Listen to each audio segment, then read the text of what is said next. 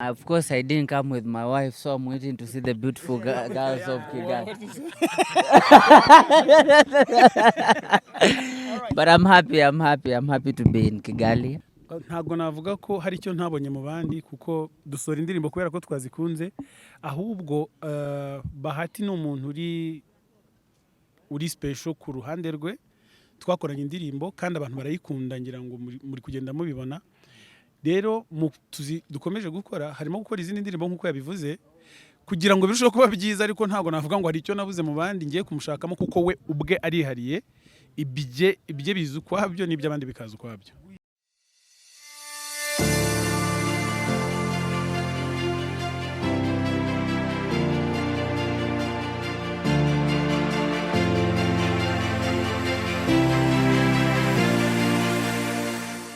All right, so you know muhanzi Bahati all the way from Kenya amaze kuhagera, yakiriwe na mugenzi we Bruce Melody, bafitanye indirimbo nziza, indirimbo Diana Bruce Melody.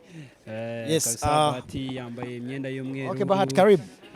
Mambo t-shirt k'umukara. Very good. Are you fine? Inkweto z'umweru. Now, okay, let's get fresh. Welcome home, welcome in Rwanda. How do you feel to be here? I feel good. Of course, I didn't come with my wife, so I'm waiting to see the beautiful girls of Kigali. But I'm happy to be in Kigali. I'm happy to be here. What are you here Yeah. for, Yeah, of course, I'm here to enjoy, to party. Yes, and of course, hosted by my brother, Bruce Melody. We have done a song that in Kenya, of course, it's the most playing song. I don't know about Rwanda. It's the one, right? Yes, and I'm here also to do another song with him. Oh, right. My brother. Nice. My question is, how can you describe the relationship you have with my brother here from Rwanda, Bruce Melody, and how do you see the feedback with Diana's song? Of course, for real, I've worked with many musicians, around the continent. But this guy here is a true brother. He's a true brother, and is one guy that gives me a reason, to release another song, to sing. He's a true musician, and he loves music, and his friendship is addictive also. You are a true brother. He's a true brother. Nice. Bruce, niche wavuga kubona Bahati hano, kubona je hano, nawe wagiye muri Kenya, ariko uyu munsi turi kumwe na Bahati, bivuze iki ku mikoranire, bivuze iki kuri East African music, bivuze iki ku bihugu byombi Rwanda and Kenya? Icyambere kuba ari hano ni umubano nyine w'abahanzi nkuko bisanzwe n'abandi bajya baza. Translate, please. I will later maybe. Yeah. Abahanzi basanzwe baza kudusura, natwe tukabasura. Gukorana rero bizamura ubufatanye ndetse bigatuma n'umuntu arushaho kumenyekana, kubera ko iyo nkoranye na Bahati ejo nkakorana n'undi nawe akaza tugakorana. Ni byiza ko no mu gihugu cyanjye bamumenya nkuko nawe iyo ngeze mu gihugu cye banyakira kandi bikagenda neza. Yes, Bahati. Yeah. Why did you choose Bruce Melody for your song? Bruce Melody, of course, is the best artist I have seen from Rwanda first, and of course there are so many other artists in Rwanda, but you have to work with the best.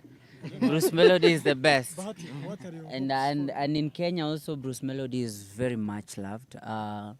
His song Katerina was and is still one of the most played songs in Kenya. So yeah.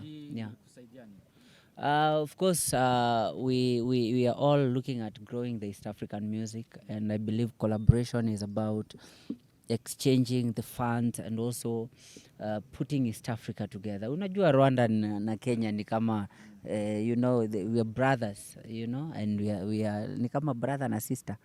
I don't know who is the sister, but what are your hopes for your time in Rwanda? My hopes. Of course, I'll be here for almost a week, and I just wanna enjoy Rwanda's food. I just wanna enjoy the music, the culture here. and also do more songs, you know, with your Rwandese favorites like Element, Ele, like Ele, and of course Bruce Melody. Also, you know, you're my brother. You need to take me to your place. Okay? Please, don't revenge. Don't revenge. Don't revenge. umwe muri benshi umaze gukorana nabo muri East Africa nyuma ya Wizo ya Imeni ya Palaso nyuma ya Calligrapher Jones y'abahanzi nka ba John Frog muri South Sudan. Donc umaze gukorana n'abahanzi benshi bo muri East Africa.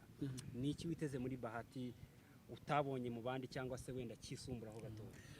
Ntabwo navuga ko hari icyo ntabonye mu bandi kuko dusora indirimbo kubera ko twazikunze, ahubwo Bahati ni umuntu uri special ku ruhande rwe.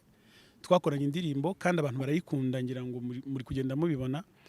Rero dukomeje gukora, harimo gukora izindi ndirimbo nk'uko yabivuze kugira ngo birusheho kuba byiza, ariko ntabwo navuga ngo hari icyo nabuze mu bandi ngiye kumushakamo kuko we ubwe arihariye. Ibye biza ukwabyo n'iby'abandi bikaza ukwabyo. Ntabwo yampisemo me, twaragahuje nyine nk'uku nguku, twarahuje turakubitana, tujya muri studio turavibinga, turarecordinga, hasohoka indirimbo yitwa Diana. Enda mutamo n'ibintu by'amateke bwayisi n'iki. Melody yakomoje kwamba wimbo wako Diana wewe mwenyewe ndio uliutoa kwa YouTube. Inasemekana kwamba ilikuwa kiki. Kiki. But me sihitaji kiki. Unajua huu sio msanii wa kiki, you know. It just happened. There was a misunderstanding with my distribution company. And mimi singekubali kutoa, because ukitoa nyimbo ina affect a lot of things. Ina affect comments, ina affect trending, ina affect, you understand? So it was just a misunderstanding that we sorted. And mnasema hivyo kwa sababu nyimbo imekuwa kubwa sana. Usijali. No, ningetaka kiki, ningetoa nguo nitembee uchi. But it was not kiki, it was just, it happened. Yeah. Yeah. Yeah. Yeah. Yeah, sure. It means a lot for me. It's also a record breaking song, you know, having such kind of views. But I believe ni nguvu ya Rwanda na Kenya. These are two big countries. And what do you expect? Unajua nchi mbili zikishikana, that's even kidogo. I believe it will go even to bigger numbers. Yeah. Is there any artist, another artist you choose to work with? Yeah, of course I'm here to study the music, to understand more. Like we have said, of course, I want to record something with Ele, and I believe Bruce will introduce me to more Rwandese There is no artists. other artist, you know. From Rwanda? Yeah, of course I know. Mi ni rafiki ya The Ben, mi ni rafiki ya... I haven't met Medi, but I know Medi. I know there's this lady called Noels. No? Knowless. That's one of, yeah, I love her music so much. Yeah, so... Yeah. All right, any message to Rwandans who are watching you right now? You are here. I've been asking Bruce Melody what the meaning of this being here as Kenyan, but also Rwandan as Bruce Melody. How do you see this collaboration, and what the meaning of this in East African music? You know, for me, I feel like East Africa, it's our time. It's our time. We don't need to try to be like sijui kina nani ama wapi, you know. I believe as East Africa, if we come together, we can rule the continent, and we enough to take our sound global. Any message to Rwandans, even Kenyans, why not? My message to Rwandans, you know, I'm here because I love Rwanda. The first time I came here, I came for Groove Awards, to perform in Groove Awards as a gospel artist. Mnakumbuka na mku nikaribisha na kamera hivyo. Inaonekana asante sana Bruce Melody. Asante. Thank you. So for me, I'll tell people from Rwanda, I feel at home. I just want to know you more, and please Bruce, please, I want another collab. And I love you all. I love you all. My last question is, seeing different media houses like this, it means what on your achievement? For me, first to say, apart from thanking the fans for viewing our song and loving our music, I'll say thank you to the media. Unajua bila nyinyi muziki haitafikia watu. You understand? And I'm so much humbled even for the reception. I just want to say thank you. It means a lot. And pia nawaomba kama kijana wenyu mnishike mkono. You understand? And I appreciate for the support. I don't take it for granted. Sini kweli? Nyinyi nitashughulika. I'm doing a wedding this year. I will call you for my wedding. I will call you guys for my wedding. Yes, of course I'm wedding Diana. Melody, yavuze ibintu byinshi Bahati, ariko kugira ngo wenda turabareke n'umwanya sinzi wenda arahasigaje ikibazo kimwe wenda akaza kujyaho. Ibi ngibi wenda bisobanuye iki ku bufatanye bwacu, ariko noneho no ku muziki wacu abanyarwanda twumve ko umuziki wacu maze kugera ku ruhe rwego. Ni urugamba rwo gukura umuziki mu rugo gusa tukawushyira n'ahandi, kandi ndanashimira abandi bahanzi nabo bashyiramo imbaraga nyinshi. Reka ducapa akazi n'ubundi n'abandi bazatumenya. Murakoze byataye.